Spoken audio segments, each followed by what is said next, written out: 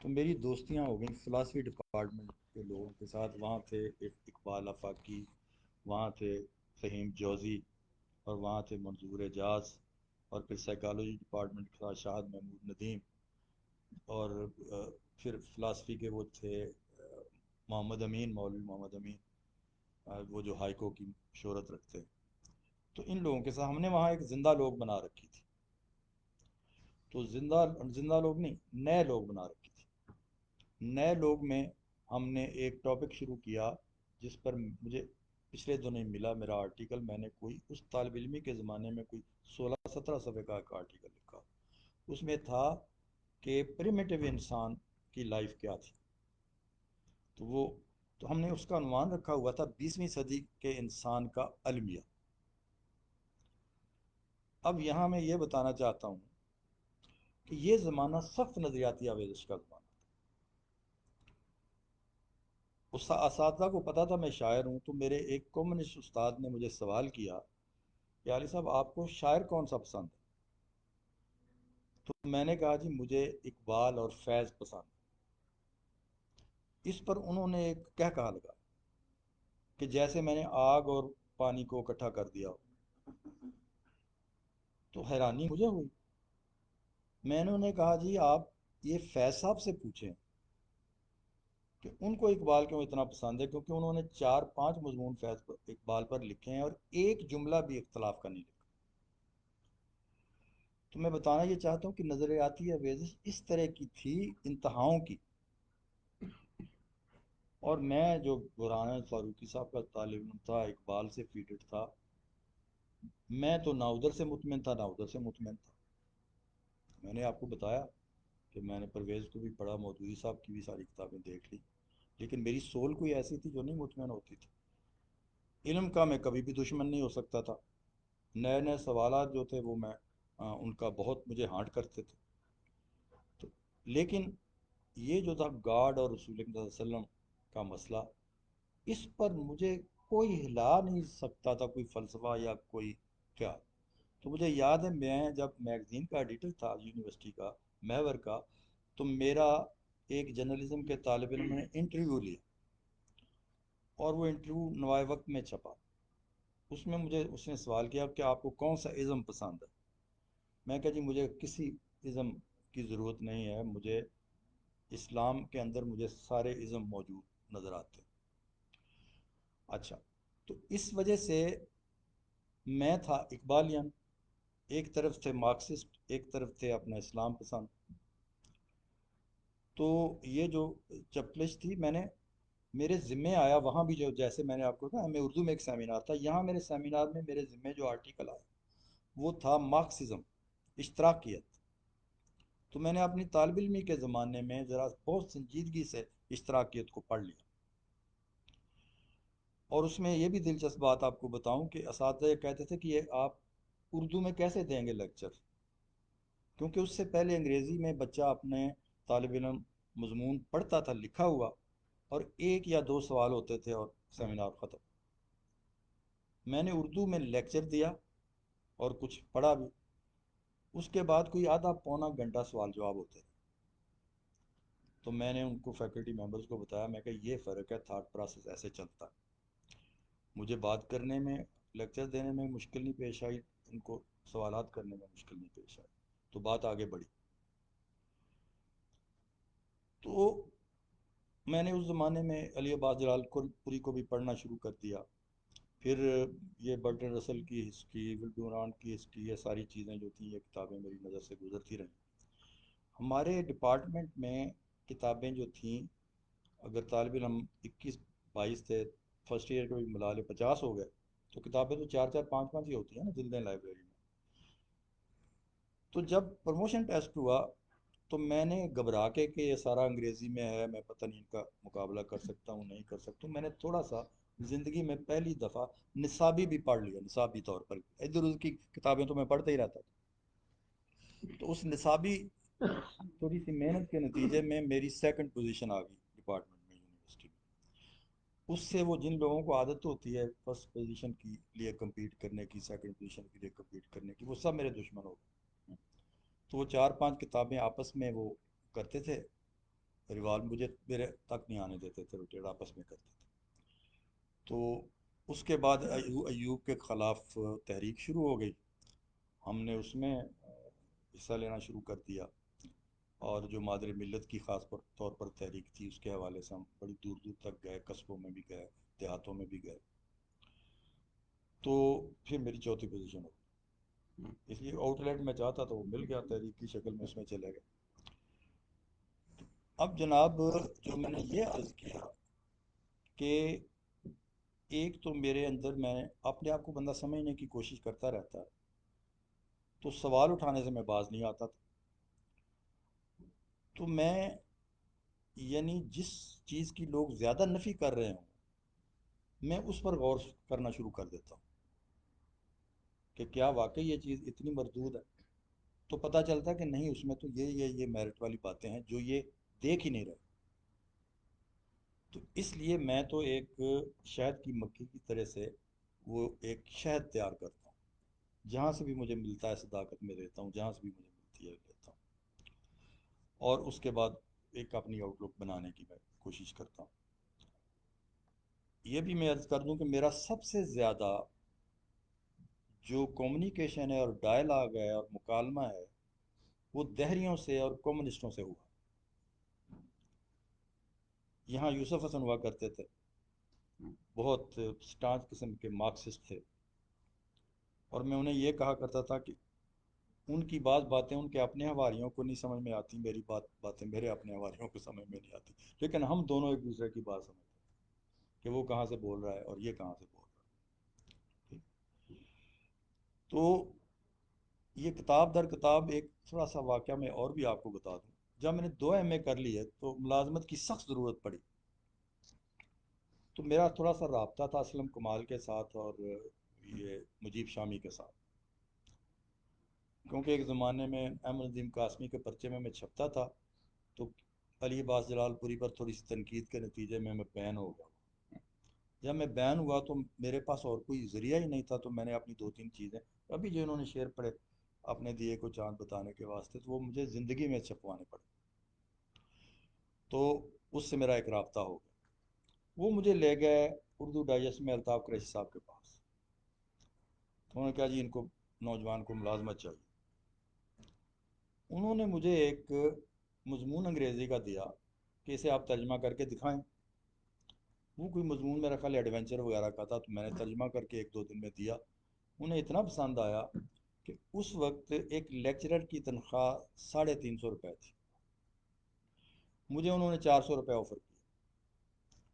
तो मैंने कहा जी मेरा तो 400 में गुजारा नहीं होगा, सख्त ज़रूरत है मुलाजमत की, लेकिन आप मेरे देखें ज़रा नखरे।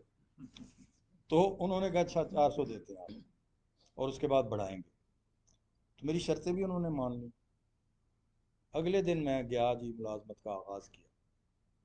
तो मैंने कहा जी क्या करना है। उन्होंने कहा जी ये रीडर डाइजेस्ट पढ़े हुए हैं, ये उर्दू डाइजेस्ट पढ़े हुए हैं, शिकारियात या मुहिम्मात, या जिसे वो कहते हैं मिस्ट्री के जो मज़ामीन या स्टोरीज़ रीडर डाइजेस्ट में आपको ऐसी मिलें जो पहले तर्जुमा नहीं हुई, उनको तर्जुमा करना।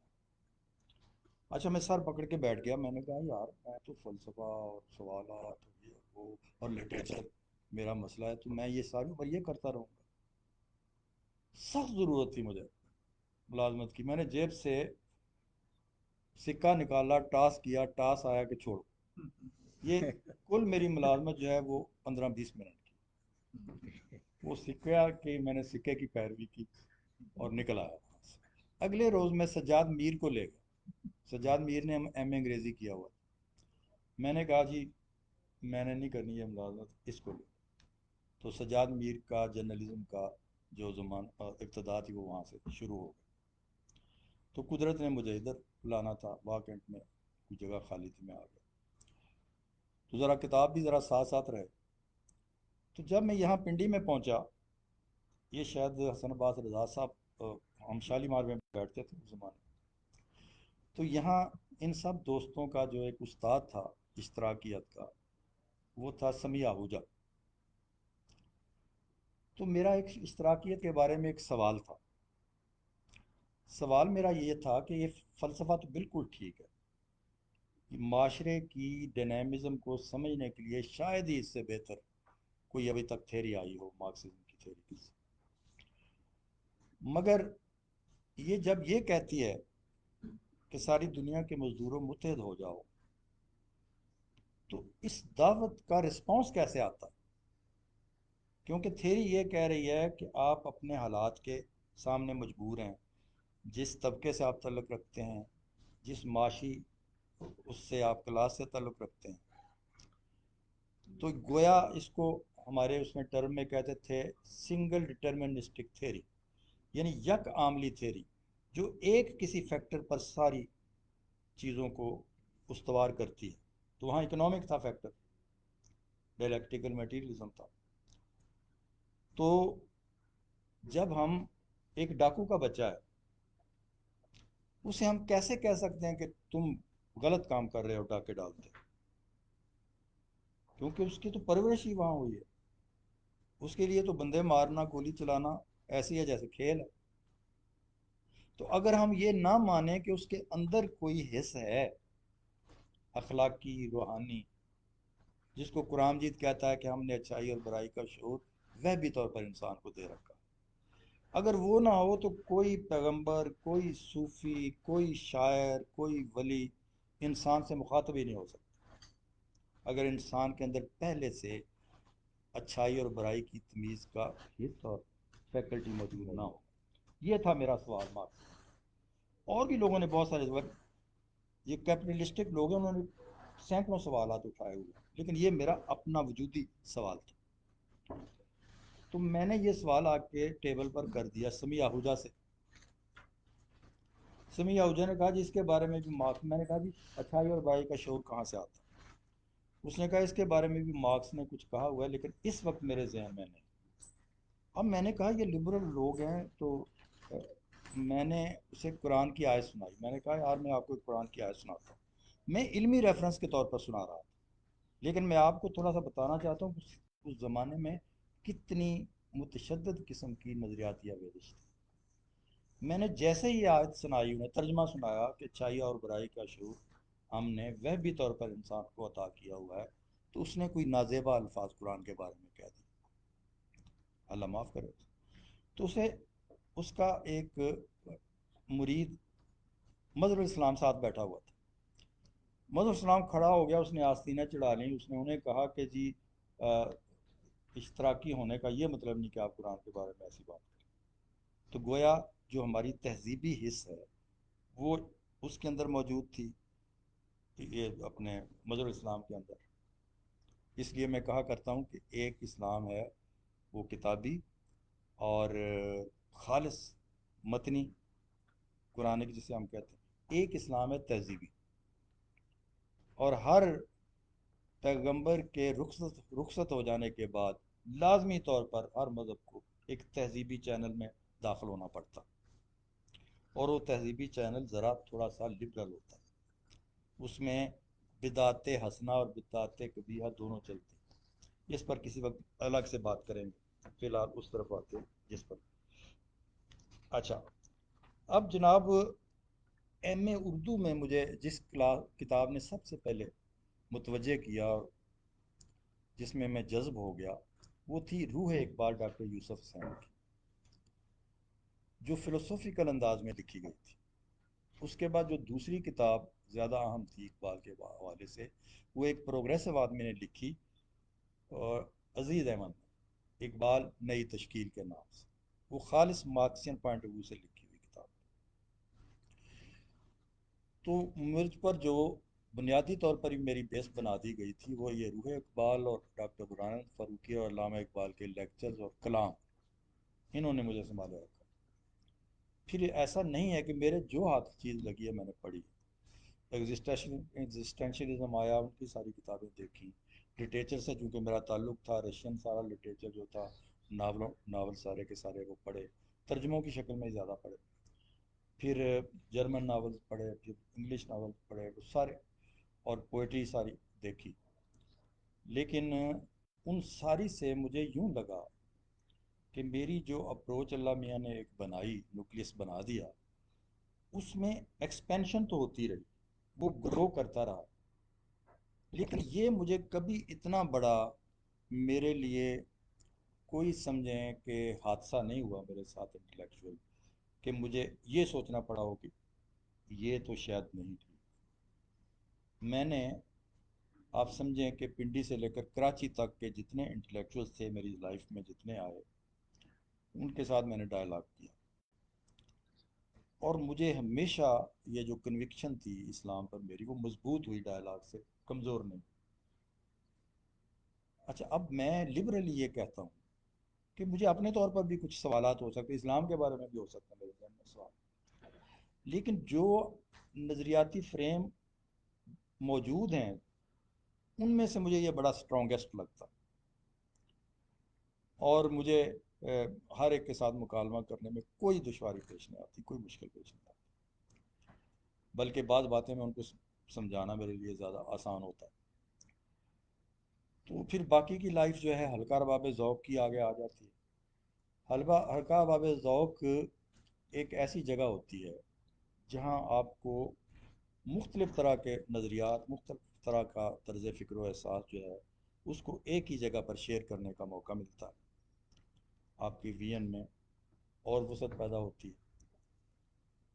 پھر یہ لکھنا بڑا ضروری ہے، جو بندہ کوئی فکری آدمی ہو نا، اسے نثر ضرور لکھنی چاہیے، اس سے کلیئرٹی رہتی ہے۔ ورنہ بہت سارے آدمی ہم نے دیکھے ہیں کہ وہ اپنے حد تک کلیئر ہوں گے، جب دوسروں کے ساتھ بات کرتے ہیں تو وہ امپارٹ نہیں کر پاتے پوری بات۔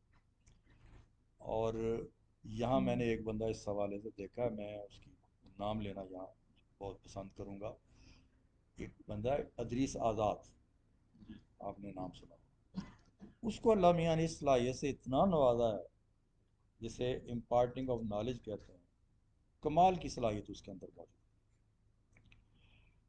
تو اب یہاں جناب ہم نے حلقے میں، اب یہ تو دوست بیٹھے ہوئے تھے، عباس رضا بیٹھے ہوئے، شہزاد اظہر بیٹھے ہوئے ہیں، تو ان لوگوں کو میری ساری جو فکری زندگی ہے ان کے سامنے ہے، اور ان کو پتہ ہے کہ میں شاید زیادہ بہتر طریقے سے وہ بات کر رہا ہوں گا، لیکن بات میں وہی کر رہا ہوں جو میں 70 میں یہاں آیا تھا تو میں کیا کرتا تھا بات۔ اس میں اب اگر کتابوں سے جو کچھ آپ کو ملا، اگر ان کا ذکر نہ کریں تو صرف کتابوں کا ذکر کرنے سے کوئی فائدہ نہیں ہے۔ تو مختلف جدلیاتی عمل جو میرے اندر مختلف کتابیں پڑھنے کے حوالے سے ہوتا رہا، اس کے نتیجے میں مجھے یہ محسوس ہوا کہ یہ جو انبیاء کے اسپرچل ایکسپیرئنس ہیں، یہ ایک سپیریئر وزڈم، یہ دنیا کی فلسفے سے، سائیکالوجی سے، این ممکن ہے ایک نبی جو ہے، کوئی بھی نبی، وہ ایک فلسفی سے بڑا فلسفی نہ ہو، وہ ایک سائیکالوجسٹ سے، جو فارمل سائیکالوجسٹ ہوتا ہے، اس سے بڑا ایکڈیمک سائیکالوجسٹ نہ ہو، وہ ایکڈامک قسم کا اکانومسٹ بھی نہ ہو، ایکڈامک قسم کا پولیٹیشین بھی نہ ہو، لیکن اس کے اندر ایک ایسا امتزاج ہوتا ہے کہ جس سے یہ سارے علوم جو ہیں وہ آؤٹ لائنز لیتے ہیں اور گائیڈ لائنز لیتے ہیں اپنی سمتیں درست رکھنے کے لیے۔ تو میں انہیں کبیری وارداتیں کہتا ہوں، پیغمبروں کی جو وارداتیں، یہ کبیری واردات، اور آپ دیکھتے ہیں کہ ان میں ایک شیئرنگ ہے، تو کوئی نالج کی ایسی لیئر ہے نا جس میں وہ شیئر کر رہے ہیں۔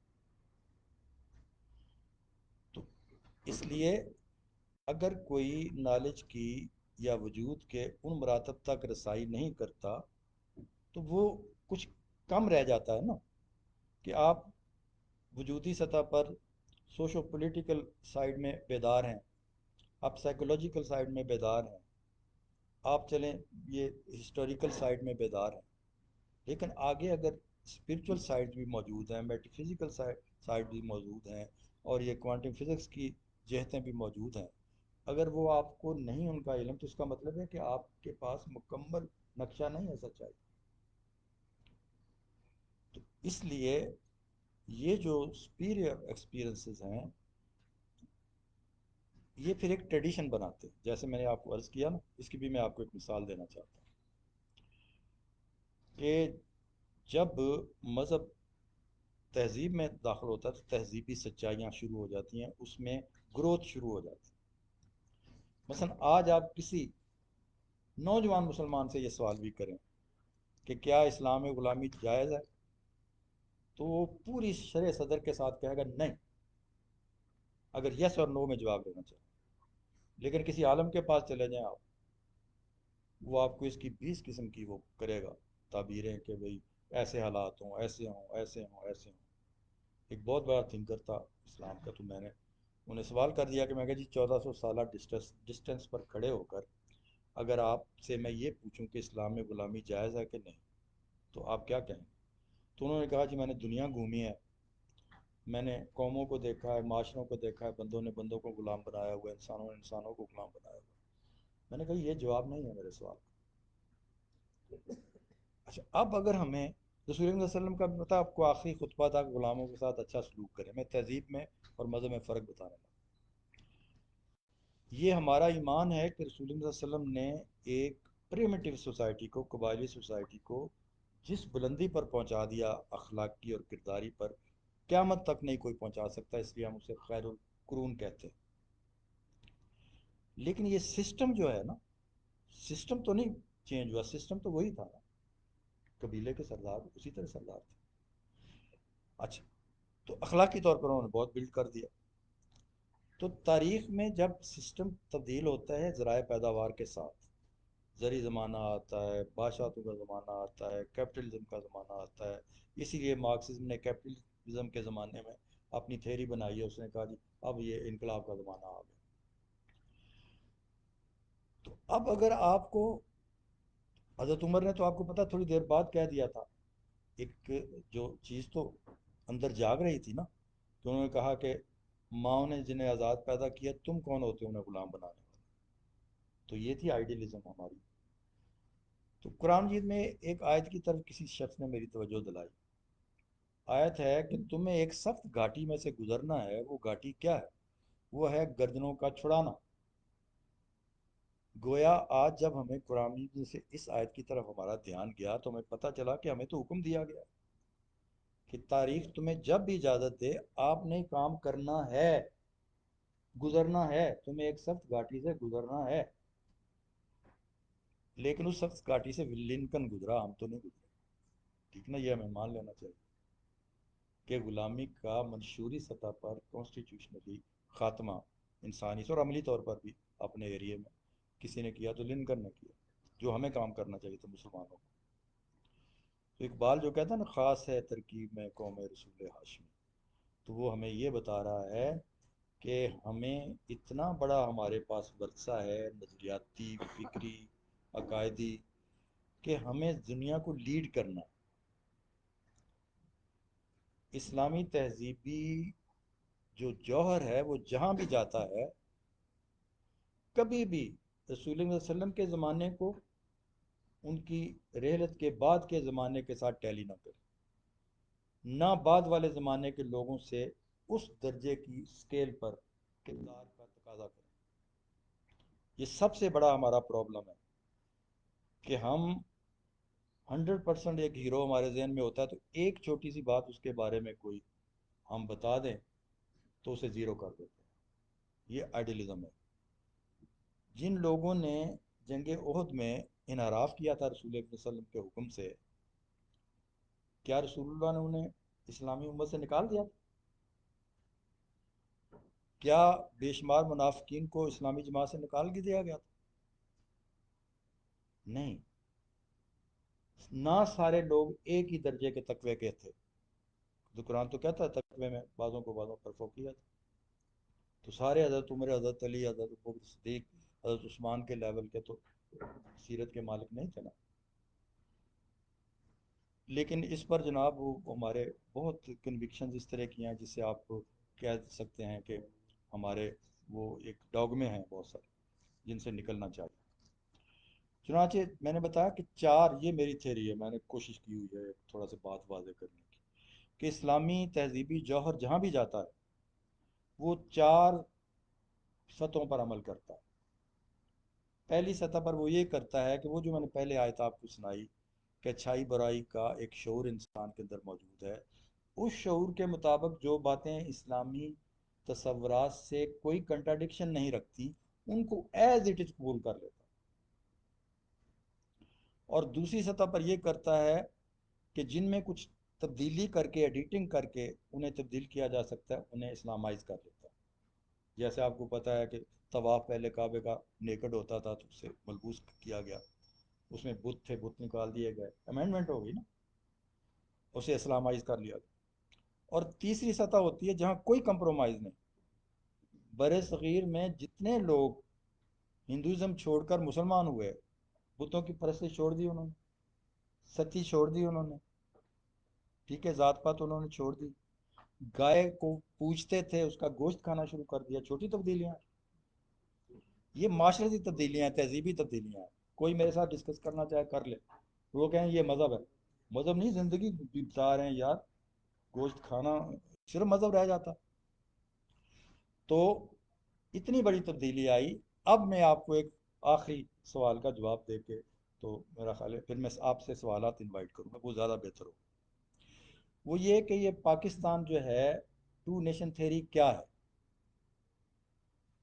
نہ تو یہ مذہبی تھیری ہے اور نہ یہ جغرافیائی نسلی لسانی تھیری، ویسٹرن نیشنلزم کی جو تھیری ہے، ان دونوں تھیری سے یہ سمجھ میں نہیں آئے گا۔ یہ جو ابھی میں نے آپ کو بتایا یہ ٹو نیشن تھیری ہے، اسلامی تہذیبی قومیت کی تھیری۔ اگر یہ صرف اسلامی ہوتی تو پوری دنیا کے مسلمان ایک قوم ہوتے، ایک تہذیب کے فرد تو ہم ہیں ساری دنیا کے مسلمان، قومیں ہم ایک نہیں ہیں۔ اور نہ جہاں جہاں مسلمان قومیت ہے اسے صرف زمینی اعتبار سے آپ ڈیفائن نہیں کر سکتے۔ یہ ذرا میری بات بڑی توجہ سے سنیں، ویسٹ کی ساری کلچر کی ڈیفینیشنز میں religion is a part of culture, جو زمین سے نکلتی ہے چیز۔ اگر ریلیجن زمین سے نکلا ہوا ہو تو دوسرے زمین میں کیسے چلا جاتا، تیسری زمین میں کیسے چلا جاتا ہے، چوتھی زمین میں کیسے چلا جاتا ہے؟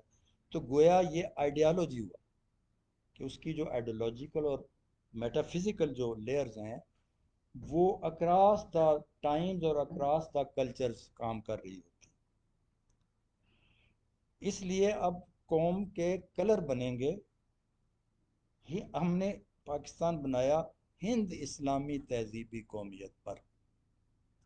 ہندوستان میں جس میں لوکل عناصر بھی شامل ہیں ہمارے کلچر میں، جو میں نے بتایا کہ جو اسلام سے متصادم نہیں ہم نے وہ اڈاپٹ کر لی، اور جس میں اسلام کی وجہ سے امینڈمنٹس بھی شامل ہیں، اور اس میں اسلام کی نگیشنز بھی شامل ہیں جن کو نکال دیا ہم نے، سارٹ آؤٹ کر دیا۔ پھر میں مثالیں بھی آپ کو دوں۔ اور ایک چوتھا عنصر ہے جس پر سب سے زیادہ زور ہے اسلام، جسے اقبال کہتا ہے ہر لہجہ ہے مومن کی نئی شان نئی آن، وہ ہے نئی کلچرل ٹریٹس پیدا کرنا، نئے آفاق روشن کرنا۔ ہم نے 75 سال میں ہند اسلامی تہذیبی قومیت والے لوگوں سے جو وہاں رہ گئے، بہت سارا اپنے آپ کو ڈیفرنٹ کر لیا ہے۔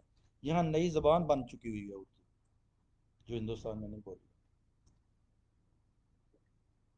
ہندوستان میں اب بھی آپ کے جو پرچے ہیں ادبی ان میں حمد و نعت شامل نہیں ہوتے۔ پاکستان بھی جب بنا تھا تو سارے پرچے جو تھے ہمارے دوسرے لوگوں کے پاس تھے، ترقی پسندوں کے، اشتراکیوں کے پاس، تو ایک بہت بڑے مدیر کے پاس انجم رومانی اپنی نعت لے کے گئے، تو میں ان کا نام نہیں لیتا ان مدیر کا، تو انہوں نے یہ کہا کہ اس کا کیا تعلق لٹریچر کے ساتھ نعت کا؟ اس کا تو مطلب یہ ہوا ہم مارکس پر بھی نظمیں چھاپیں، ہم اپنا لینن پر بھی نظمیں چھاپیں۔ تو آپ نے دیکھا کہ ایک چھوٹی موٹی کبیری وارداتوں کو میں ذکر کر رہا تھا، نبیوں کے بعد وہ شاعروں کے پاس بھی ہوتی ہیں، اس درجے کی نہیں ہوتی۔ تو اقبال کی جو بڑی واردات تھی اس میں آپ نے دیکھا کہ اقبال نے الگ سے نعت نہیں لکھی، لیکن ان کا پورا کلام میں نعت جو ہے وہ روح رواں کی طرح سے موجود۔ خیرہ نہ کر سکا مجھے جلوہ دانش فرنگ، سرما ہے میری آنکھ کا خاک مدینہ و نجف، قدم قدم پر ریفرنس ہے۔ اپنی ملت پر قیاس اقوام مغرب سے نہ کر، خاص ہے ترکیب میں قوم رسول عاشق۔ آپ نے دیکھا کہ وہ جواب شکوہ کے آخری دو تین بند سارے نعت کے بند، ذوق و شوق پوری نظم پڑھ لی۔ تو بغیر اس نے لوح بھی تو قلم بھی تو کہیں لکھا ہے علامہ اقبال نے اس کے اوپر یہ نعت، لیکن وہ رسول اللہ۔ تو یہ جو واردات تھی یہ ہمارے کریٹو بینگز میں جو کلچرلی سنسیئر تھے ان کے اندر خود بخود غزلوں میں آنا شروع ہوئی۔ منیر نیازی کی غزلوں کے شعر ہیں: فروغ اس میں محمد و بستیوں میں منیر، قدیم یاد نئے مسکنوں سے پیدا ہو، بیٹھ جائیں سایہ دامان احمد میں منیر، اور پھر سوچیں وہ باتیں جن کو ہونا ہے۔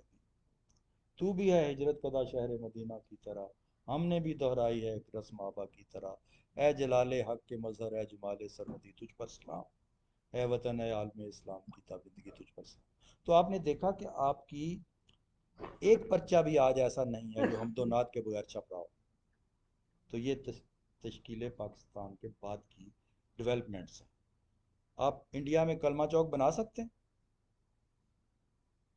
آپ انڈیا میں اپنے پولوں پر اور بجلی کے کھمبوں پر اور اپنی عمارتوں پر کلمہ اور رسول اللہ صلی اللہ علیہ وسلم کے یا خدا کے نام لکھ سکتے ہیں؟ یہ کلچر نہیں ہے؟ باہر سے جو بھی بندہ پاکستان میں داخل ہوگا اندھا ہے، اسے نظر نہیں آئے گا یہ کچھ لکھا ہوا چیزوں پر۔ یہ کلچر ہے بھائی سارا۔ اس کا مطلب یہ نہیں ہے کہ اور باتوں کی میں کسی کی نفی کر رہا ہوں، جو جہاں زمین میں ساری باتیں موجود ہیں میں سب کو کی تائید کرتا ہوں، لیکن ایک سینسٹیوٹی ہوتی ہے۔ ہم اپنی ریلیجس آئیڈینٹی کے بارے میں سینسٹیو، رسول اللہ صلی اللہ علیہ وسلم کے بارے میں ہمیں لاکھ لبرلائز آپ کرنے کی کوشش کر لیں کہ بھی وہ بھی ایک انسان تھے، نہیں ہوں گے آپ۔ یار اگر لیلا سے آپ محبت کر سکتے ہیں، آپ لینن سے محبت کر سکتے ہیں، آپ اگر موز تنگ سے محبت کر سکتے ہیں، تو اگر ہماری محبت آپ سے کہیں زیادہ ڈیپ ہے تو اس میں آپ کو اعتراض کی کیا ضرورت ہے؟ ہم بھی ہے، ہماری بھی ایک شخص کے ساتھ محبت، اور سب سے زیادہ، ٹھیک ہے؟ تو یہ ہیں وہ باتیں جن کی طرف میں چاہتا ہوں، موٹے موٹے میں نے اشارے کیے، توجہ دلائی، اور اب میں آخر پر ایک آپ کو شعر سنا کر تو اجازت چاہوں گا۔ جی بسم اللہ الرحمن میرا اپنا ہی شعر تھا ایک مجھے وہ اینڈ والا نہیں، وہ 4 نمبر والا ہے، یہ 4 نمبر کدھر گیا؟ یہ جی، یہ بس شعر میں آپ کو جی کتاب کے حوالے سے شعر ہے میرا اپنا ہی، مجھے آج مل گیا کسی جگہ سے، بسم اللہ۔ کہ زندہ ہے عشق کے حرف کڑے موسموں میں بھی، زندہ ہے زندہ ہے عشق کے حرف کڑے موسموں میں بھی، ٹوٹا نہیں ہے ربط قلم اور کتاب سے۔ بہت محبت جی۔ ڈاکٹر کوئی سوال وال کرنا؟ ہاں، سوال کتاب سے ہی متعلق ہو تو بہتر ہے، ورنہ ہم موضوعات کو جتنا زیادہ پھیلانا چاہیں پھیل سکتے ہیں، یہ دنیا موضوعات سے بھری ہوئی ہے۔ تھوڑا ٹائم رکھیں، اس کے اندر اندر جو ہو سکے۔ ہاں، اب ڈاکٹر مظہر دانش وقت بتائیں گے کہ جی ایسا ہے کہ ابھی سوال لیتے ہیں، ہاں جی سوال لیتے اچھا ہیں، اور چونکہ وقت قلیل ہے تو اتنا، لیکن پھر بھی کتاب بیچی کے حوالے سے چونکہ، اور ہم یہ چاہتے ہیں یہ جب پروگرام کے نوجوانوں تک جائے، بچوں تک جائے، سب تک، تو ان میں ایک شوق پیدا ہو کہ جناب یہ میں عرض کتابیں۔ کر دوں کہ دیکھیں کتاب کی بات ہو رہی تھی نا، اب ہماری زندگی کیسے گزر رہی ہے؟ اس وقت ہماری زندگی یہ گزر رہی ہے، کسی یونیورسٹی میں کوئی لیکچر دینا ہے تو کتابیں پڑھنی پڑیں گی، کسی کتاب کا اکیڈمی میں فنکشن ہے اس پر بات کرنی ہے، میں بغیر کتاب پڑھے بات نہیں کرتا، بہت زبردست۔ ٹھیک ہے؟ تو وہ آپ کو پڑھنی پڑے گی۔ کسی جگہ کسی کتاب پر ڈسکشن ہو رہی ہے تو آپ پڑھ، کسی ویسے مذاکرے میں آپ شرکت کر رہے ہیں تو اس مذاکرے کے عنوان کے حوالے سے آپ کو ریلیٹڈ کتابیں پڑھنی پڑیں گی۔ اچھا، اب کتاب کو صرف یہ جو ہارڈ کاپی ہے اس کے ساتھ جو لوگ ذرا تھوڑا محدود کرتے ہیں نا، ایسوسیشن تو ہوتی ہے، لیکن یہ اتنا ریجڈ نہ ہم۔ اگر آج کے نوجوان جو ہیں، کوئی اپنے آئی پیڈ میں کتابیں لیے پھرتا ہے، کوئی اپنے کمپیوٹر میں کتابیں لیے پھرتا ہے اور ان سے ان کو اپنا سورسز بناتا ہے، تو وہ بھی کتاب دین ہے۔ آپ کتاب بینی کو صرف ہارڈ جلد والی کتاب تک محدود نہ کریں۔ کتاب بینی کا مطلب ہے کہ جہاں بھی کوئی منظم مرتب ڈیٹا موجود ہے، انفارمیشن کا اور معلومات کا اور علم کا، اسے آپ ایکسیس کریں اور اسے حاصل کریں. تو وہ اکتساب کا عمل جو ہے وہ جاری ہے اور ہر طریقے سے فارم میں جاری. ایک سوال میں کر لیتا جی ہوں اور اسی سے رخ متعین ہو جائے گا کہ آپ مطالعے کے لیے کیا طریقہ اختیار کرتے ہیں، کیا کتاب پر کوئی نشان لگاتے ہیں، اپنے نوٹس لکھتے ہیں؟ اور دوسری بات یہ کہ اپنا ذاتی کتب خانہ آپ نے بنایا ہے، کتنی کتابیں ہیں، اور ان کتابوں میں سے کن کتابوں سے زیادہ دلچسپی ہے؟ 3 سوال ہو گئے. پہلا سوال جو آپ کا یہ ہے کہ کیسے میں جو کسی سے مستعار لیتا ہوں کتاب، اس کو تو میں بالکل کوئی نشان نہیں لگاتا. اس کے لیے تو میں ایک کاغذ اپنے پاس اور پینسل رکھ لیتا ہوں، جو مجھے لکھنا ہوتا ہے اس پر لکھتا ہوں. لیکن جو کتاب میں نے خود خریدی ہے، اسے ہمارے اساتذہ نے یہ کہا تھا کہ اسے پوری طرح کالا کریں. ٹھیک ہے جی.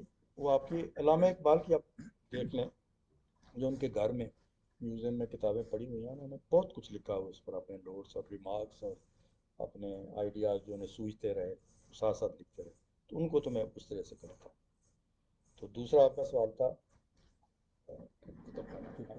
کتب خانہ. جی ہاں، یہ میں آپ کو بتانا بھول گیا کہ نیو کیمپس میں جب ہم ہوتے تھے نا، تو پرانی انارکلی میں فٹ پاتھ پر کتابیں بیچنے والے سیکنڈ ہینڈ والے ہوتے تھے، تو ہم وہاں سے آتے تھے کتابیں خریدنے کے لیے. تو ایک آدھ دفعہ یہ تجربہ ہوا کہ کتابیں اتنی خریدنی کہ واپسی کا بس کا کرایہ نہیں، تو پھر وہ پیدل جانا پڑا. تو اس کے بعد ہم وہاں سے چلتے تھے تو جیب میں وہ واپسی کا کرایہ کے لگ جیب میں رکھ لیتے تھے.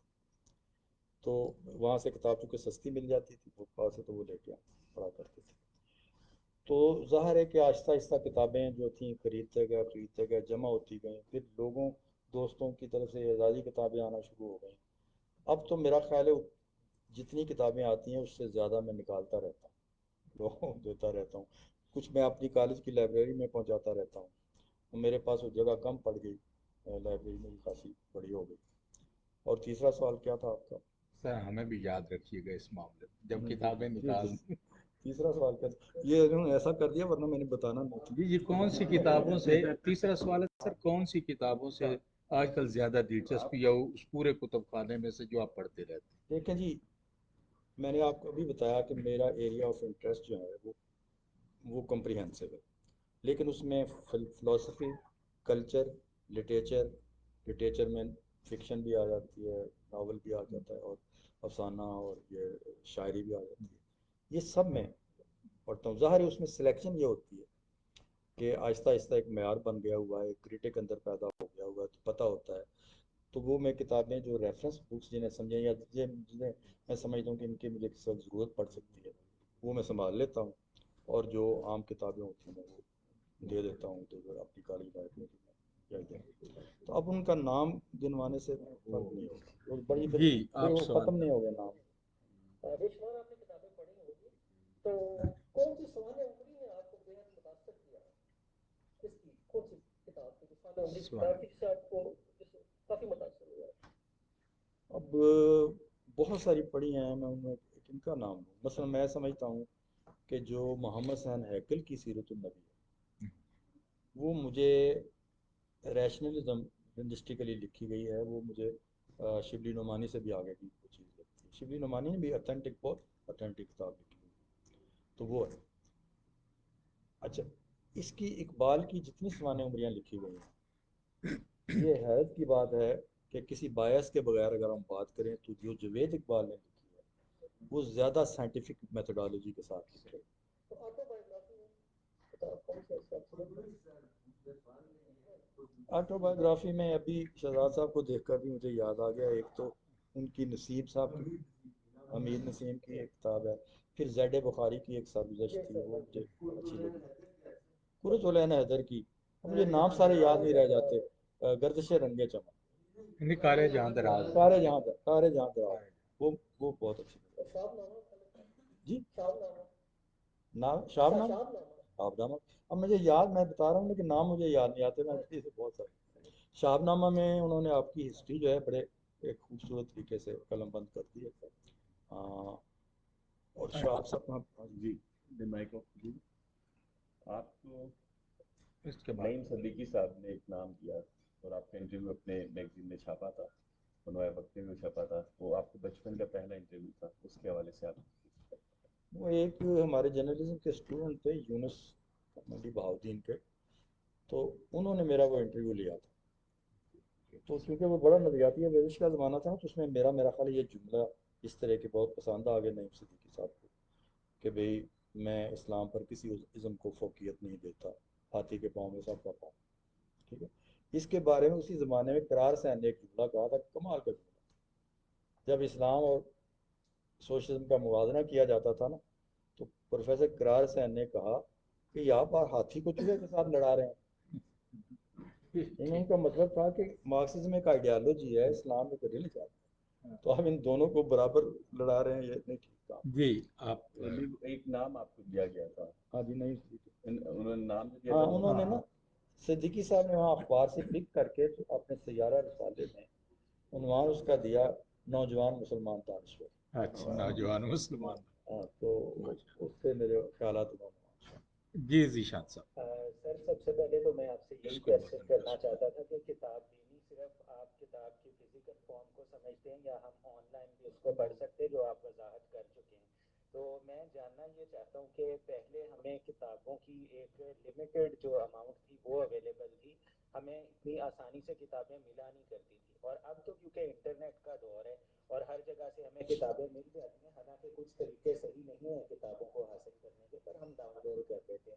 تو اس لحاظ سے آپ کیا سمجھتے ہیں کہ کیا بچوں کے اندر یا عام لوگوں کے اندر کتب بینی بڑی ہے یا پہلے کی نسبت اور زیادہ کم ہو گئی ہے، اور اگر کم ہوئی ہے تو ایسا کیوں ہے؟ دیکھیں میں آپ کو اس کو جہاں تک تو کتب بینی کا تعلق ہے وہ تو بڑی ہے، کیونکہ ایک ایسا ریڈی میڈ سورس ان کے پاس آ گیا، بٹن دباتے ہیں کتاب مل جاتی ہے، پھر اپنے اپنے سبجیکٹس کے حوالے سے انہیں معلومات ملتی ہے. لیکن اصل میں پرابلم وہ ہے جسے ہم ٹچ نہیں کر رہے. پرابلم یہ ہے کہ اپنی فکری تہذیبی روایت سے متعلق جو لٹریچر ہے اس تک کتنے ایکسیس کر رہے ہیں ہماری نوجوان نسل. تو اس میں نوجوان نسل سے زیادہ میں قصور اپنا سمجھتا ہوں. ہم نے اس تیزی کے ساتھ اپنی ایسٹرن نالج کی بکس کو شفٹ نہیں کیا انٹرنیٹ پر، یا اویلیبل نہیں کیا، ایکسیس نہیں دی بچوں کو. مثلا دائرہ معارف اسلامی اتنی بڑی جلدوں میں، کوئی 20-25 کے جو جلدیں ہیں اس میں چھپا ہوا ہے، لیکن ابھی تک وہ آپ کے انٹرنیٹ پر اویلیبل نہیں ہے، اور نہ ہی اس کی کوئی سی ڈی دستیاب ہے. تو پچھلے دنوں کوئی 2-4 سال پہلے تحسین فراقی تھے اس کے انچارج، میں نے ان سے کہا، میں نے کہا آپ یہاں بیٹھے ہوئے ہیں تو ان کی کچھ سی ڈیز بنوائیں، اس پر کریں. اب اگر نوجوانوں کو آپ اپنا ریسورس ہی نہیں مہیا کرتے تو ان سے کیا قصور، ان کا کیا قصور ہے. تو یہ بات ہے. اس سے یہ ہوا ہے کہ آپ کا یہ جو سیکولرسٹک ونگ ہے وہ حاوی ہوتا چلا گیا، اور ان کو بہت سپورٹ ہے انٹرنیشنلی، بہت سپورٹ ہے.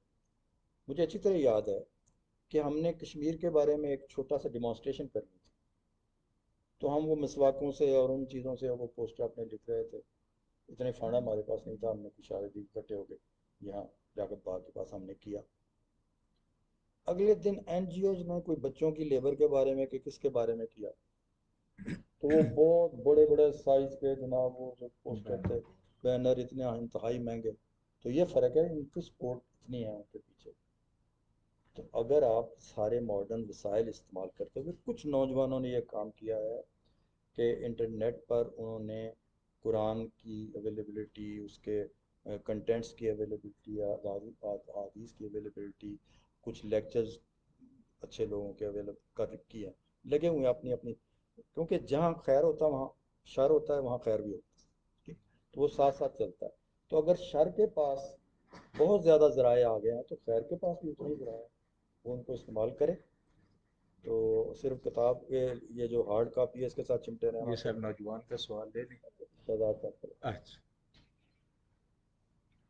علی صاحب میرا کوشچن یہ ہے کہ جیسے سید علی برسوی نے ظاہر ان کے کام نے ایک بہت بڑی نسل کی نسل کو ریشنل بنایا ہے،